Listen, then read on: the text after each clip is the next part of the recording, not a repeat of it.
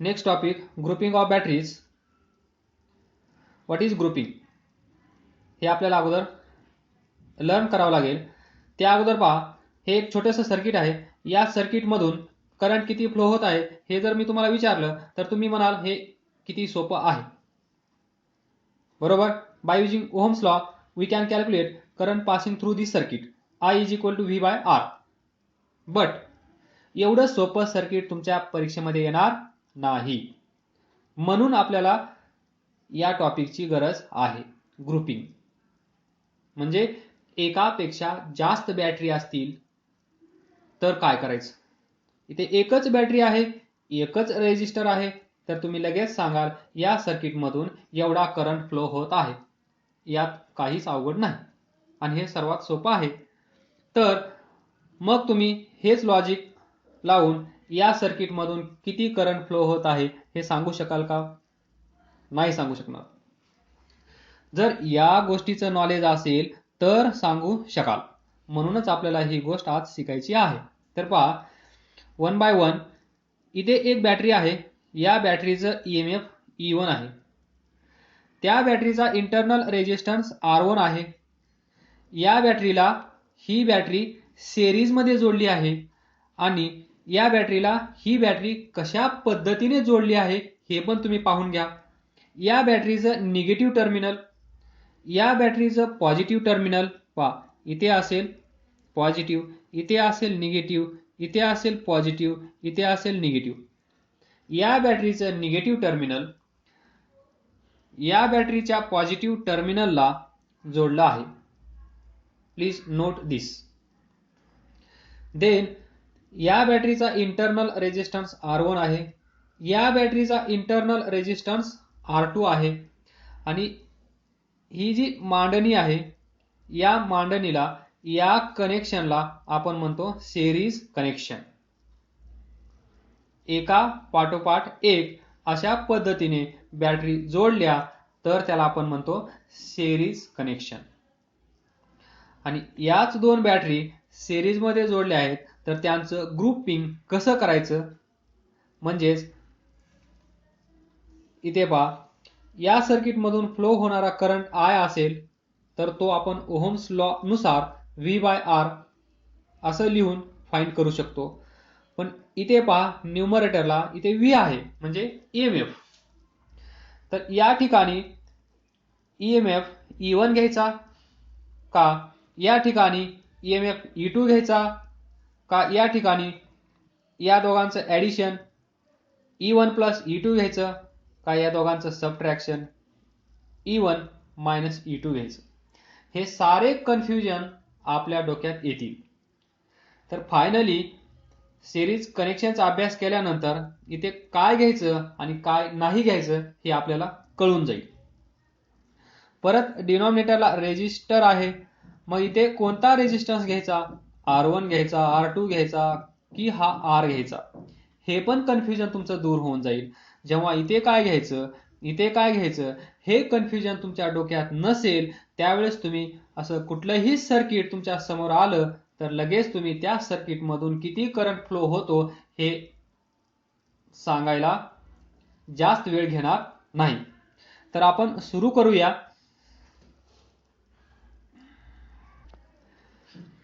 तर आपण या सर्किटला थोडंसं नामकरण करूया. इथे असेल A पॉइंट, त्यानंतर इथे असेल B पॉइंट, इथे असेल C पॉइंट, इथे पण C, त्याच्यानंतर इथे असेल D पॉइंट, इथे असेल E पॉइंट, त्याच्यानंतर इथे आहे A पॉइंट. म्हणजे या सर्किटमधून किती करंट फ्लो होत आहे हे जर फाइंड करायचं असेल तर आपल्याला किरचॉफ्स लॉज वापरावे लागतील. मग आपल्याकडे दोन किरचॉफ्स लॉ आहेत. पहिला किरचॉफ्स लॉ म्हणजे, त्यानंतर हा करंट I1 असेल, त्याच्यानंतर इथून येणारा करंट I2 असेल, हा करंट I3 असेल आणि हा करंट I4 असेल. तर पहिला law that is Kirchhoff's current law काय सांगतो,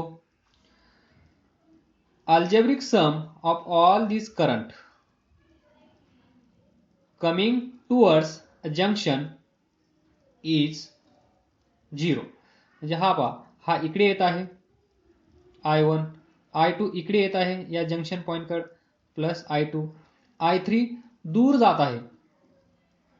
तर कमिंग टुवर्ड्स जंक्शन कसं लिहावं लागेल, -I3. पॉझिटिव्ह म्हणजे येणारे, निगेटिव्ह म्हणजे जाणारे, हे तुम्ही त्या लेक्चरमध्ये पाहिलं असेल. हा करंट जाणारा म्हणजेच I4 इज इक्वल टू 0. हा आहे किरचॉफ्स फर्स्ट लॉ और किरचॉफ्स करंट लॉ. आणि दुसरा लॉ काय आहे, हे सर्किट असेल A B C D, इथे बॅटरी असेल, इथे रेजिस्टर असेल, इथे पण रेजिस्टर असेल, इथे पण रेजिस्टर असेल. तर याच्यामध्ये A B C D हा लूप क्लोज असला पाहिजे. सर्वात अगोदर क्लोज लूप असेल तरच आपण किरचॉफ्स सेकंड लॉ यूज करू शकतो. आणि तो काय असतो, sum of potential difference in this circuit goes to 0. तर आपण या लॉचा वापर इथे करणार आहोत. आणि हा लॉ यूज करण्यासाठी आपल्याला सर्वात अगोदर काय करावं लागतं, या सर्किटमध्ये एक पाथ डिसाइड करावं लागते. पाथ, तर ती पाथ कोणती असेल पहा. पाथ आपण कन्सिडर करूया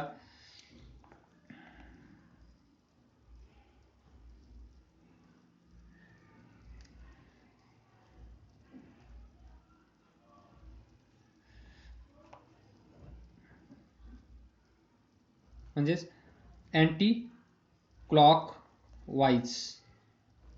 म्हणजे आपण इथून निघणार आणि असे जाणार आणि असे येणार. त्यावेळेस पहा साइन कन्व्हेन्शन्स काय होते. हा पॉइंट ए असेल, हा पॉइंट बी असेल, इथे रेजिस्टर असेल, तर करंटची डायरेक्शन अशी असेल, याचा रेजिस्टन्स R असेल, तर potential drop across A B कसा घेत होतो आपण, किती असतो तो IR, हे सर्वांना माहीत असेल. मग हा पॉझिटिव्ह की निगेटिव्ह हे कसं ठरवणार, तर पहा आपण एक पाथ डिसाइड करायची. ही आपली पाथ, ही करंटची डायरेक्शन जर सेम असेल तर आपण इथे घेतो निगेटिव्ह. पण समजा हा पॉइंट बी, हा पॉइंट ए, हा रेजिस्टर R, याच्यातून जाणारा करंट I, आणि आपण कन्सिडर केलेली पाथ अशी असेल, तर पहा आपण कन्सिडर केलं या डायरेक्शनमध्ये करंट फ्लो होत आहे, या डायरेक्शनमध्ये म्हणजे हा right to left and direction of current left to right. तर यावेळेस पोटेन्शियल डिफरन्स ए बी कसा घेतो आपण, प्लस. म्हणजे आपण कन्सिडर केलं या डायरेक्शनमध्ये पोटेन्शियल ड्रॉप होत आहे म्हणून मायनस. आपण कन्सिडर केलं या डायरेक्शनमध्ये पोटेन्शियल ड्रॉप होत आहे पण ॲक्च्युअली पोटेन्शियल ड्रॉप या डायरेक्शनमध्ये होत आहे म्हणून. जर पोटेन्शियल ड्रॉप ए कडून बी कडे जात असताना होत असेल ड्रॉप, आणि बी कडून ए कडे जात असताना काय होत असेल, पोटेन्शियल गेन, म्हणून प्लस. हे झालं रेजिस्टरसाठी. तर बॅटरीसाठी काय असेल, सिंपल. ही बॅटरी, हे पॉझिटिव्ह टर्मिनल, हे निगेटिव्ह टर्मिनल. जर तुम्ही इथून इकडे जात असाल बॅटरीमध्ये, लक्षात ठेवा तुम्ही ज्या घरी जात असाल त्या घरचं जे साईन असेल तेच साईन द्यायचं. पहा तुम्ही निगेटिव्ह कडून पॉझिटिव्ह कडे गेलात म्हणजे कुठे गेला तुम्ही, पॉझिटिव्ह रिजन मध्ये गेलात, तर पॉझिटिव्ह ई. जर तुम्ही इथून इथे आलात तर पहा पॉझिटिव्ह कडून तुम्ही निगेटिव्ह कडे आलात म्हणजे निगेटिव्ह EMF. बॅटरीचं सोपं आहे. तर हे सारे साइन कन्व्हेन्शन्स यूज करून आपण हे सर्किट सॉल्व करणार आणि व्हीच्या जागेवर कोण येतो, आरच्या जागेवर कोण येतो, कसं येतो हे फाइंड करणार. तर पहा एका कुठल्या तरी पॉइंट पासून सुरुवात करायची आणि त्याच पॉइंटला परत येऊन पोहोचायचं आहे.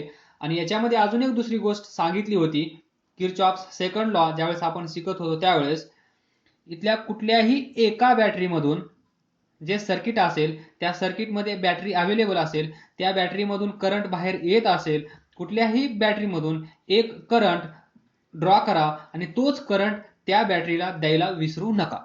तर पहा, बॅटरी नंबर 1 इथून मी करंट आय कन्सिडर केला, तो करंट या सर्किटमध्ये फिरून आला, परत त्या बॅटरीला करंट आय भेटला.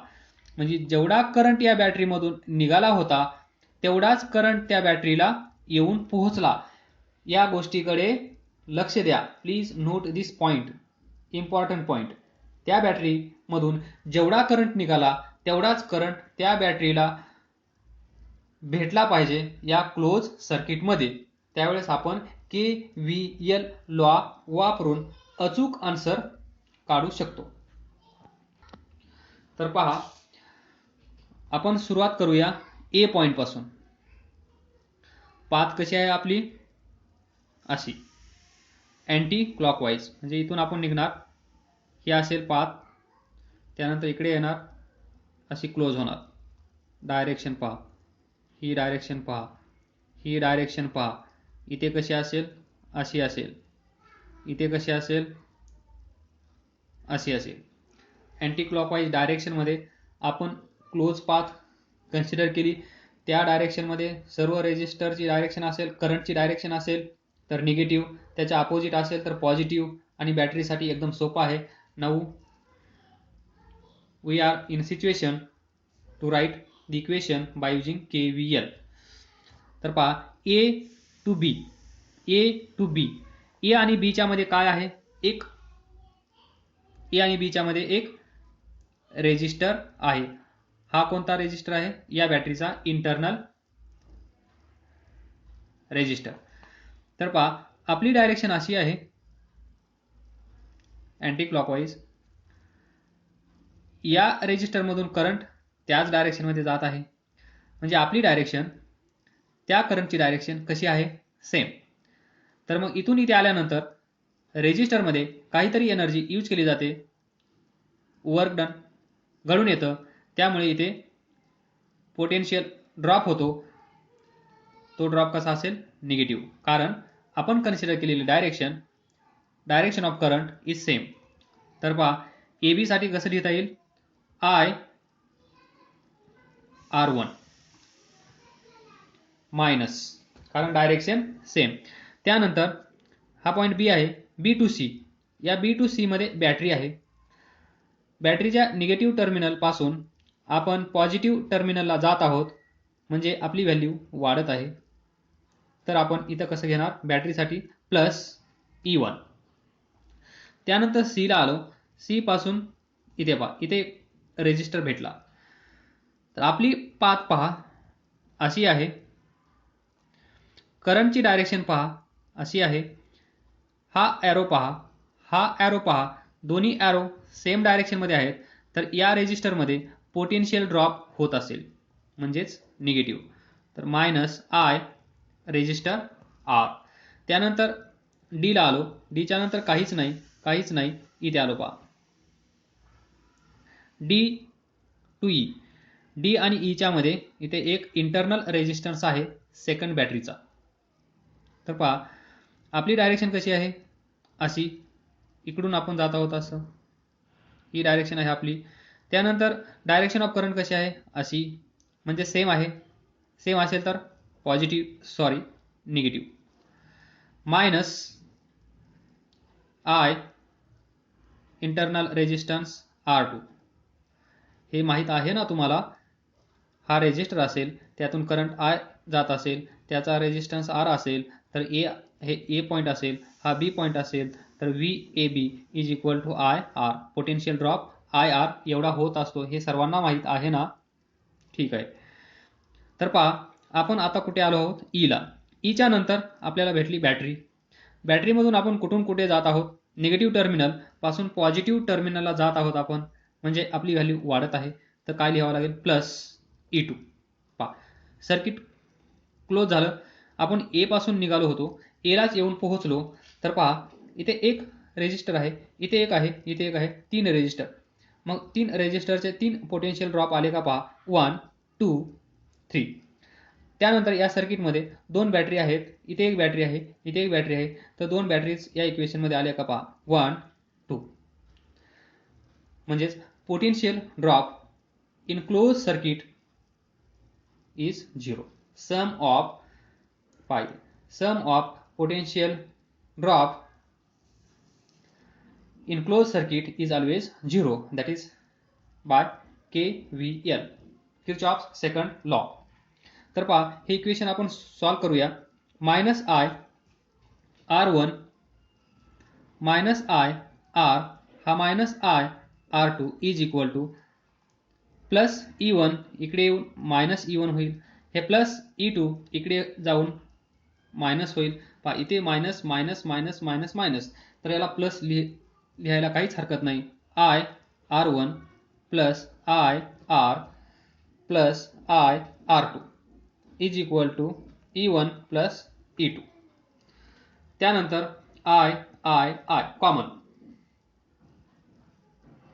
तर ब्रॅकेटमध्ये काय असेल, R1 प्लस हा R2 प्लस हा R is equal to E1 plus E2. तर पहा I is equal to E1 plus E2 divided by R, थोडंसं व्यवस्थित लिहूया, R अगोदर, त्याच्यानंतर R1 plus R2, and this is the current passing through this circuit. पहा आपण काय कन्सिडर केलं होतं, I is equal to V by R. तर V ची जागा कोणी घेतली पहा, E1 plus E2.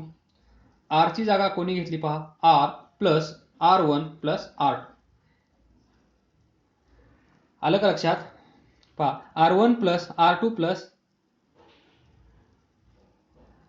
R1 plus R2.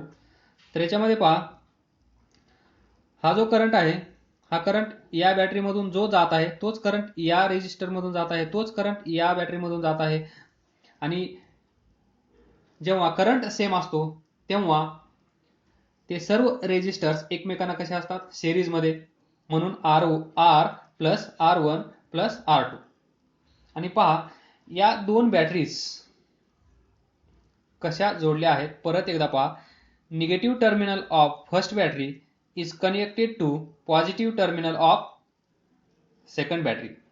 ज्यावेळेस असा असेल त्यावेळेस E1 प्लस E2 म्हणजे त्या दोन बॅटरीचं, फॉर एक्झाम्पल समजा याचं व्होल्टेज असेल 3 व्होल्ट, या बॅटरीचं असेल 4 व्होल्ट, तर तुम्ही काय कराल, फक्त पॉझिटिव्ह आणि निगेटिव्ह याच्याकडे लक्ष द्याल.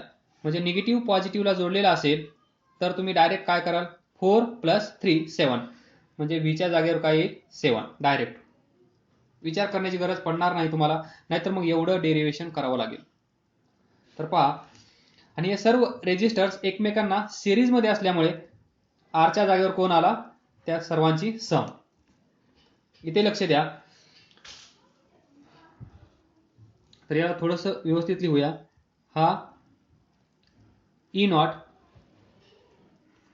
डिवायडेड बाय हा external resistor R plus R1 plus R2, याला R0 लिहितो का, where E0 is equal to E1 plus E2.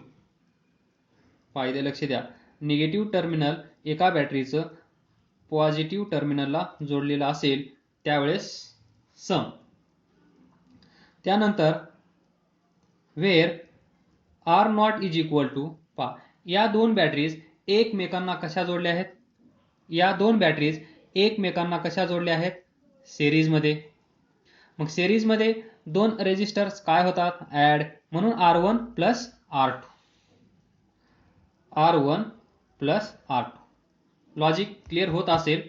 नंतर या दोघांचं कॉम्बिनेशन R1 प्लस R2, हे दोन रेजिस्टर या R ला कसे आहेत, सिरीजमध्ये, म्हणून हे R1 प्लस R2 या R1 प्लस R2 हे या R ला ऍड झाले आणि आपल्याला डिनॉमिनेटरला ही टर्म भेटली. म्हणजे डिनॉमिनेटरचा काही प्रॉब्लेम नाही, याचं टेन्शन घेण्याची गरज नाही. फक्त बॅटरीचं ग्रुपिंग करत असताना लक्ष काय द्यायचं आहे, निगेटिव्ह पॉझिटिव्हला जोडलेला असेल तर दोघांची सम. आणि समजा असं जोडलेलं असेल ही बॅटरी, नंतर हे म्हणजे हे पॉझिटिव्ह टर्मिनल, हे निगेटिव्ह, हे निगेटिव्ह, हे पॉझिटिव्ह. पहा, निगेटिव्ह टर्मिनल निगेटिव्हला जोडला आहे, तर काय करणार, सेम पोलॅरिटी.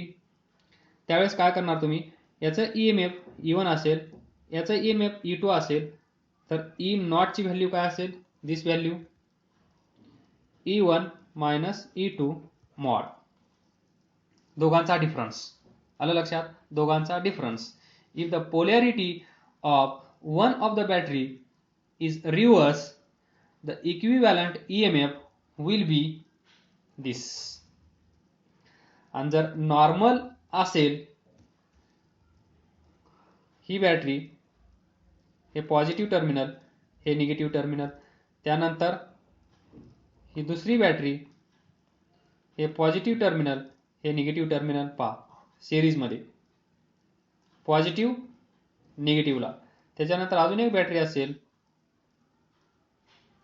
हे पॉझिटिव्ह, हे निगेटिव्ह. पहा या बॅटरीचं पॉझिटिव्ह, या बॅटरीच्या निगेटिव्हला, तर यावेळेस काय होत असतं, EMF इन्क्रीज होतो. आणि हे पण लॉजिक तुम्हाला माहित असेल, बॅटरी जेव्हा सिरीजमध्ये आपण जोडतो त्यावेळेस व्होल्टेज इन्क्रीज होतं. व्होल्टेज इन्क्रीज होतं म्हणूनच इथं E1 प्लस E2 आला आहे. जर बॅटरी उलट जोडल्या तर व्होल्टेज कमी होतं, मग इथं येईल दिस mod of E1 minus E2.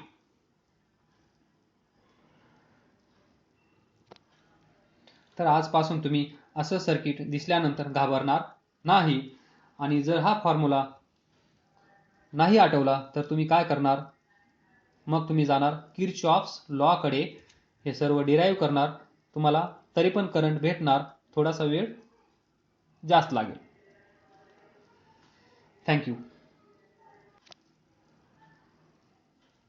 पहा, आपण डिस्कस केलं ज्यावेळेस एका बॅटरीची पोलॅरिटी चेंज केली तर आपल्याला EMF असं भेटेल.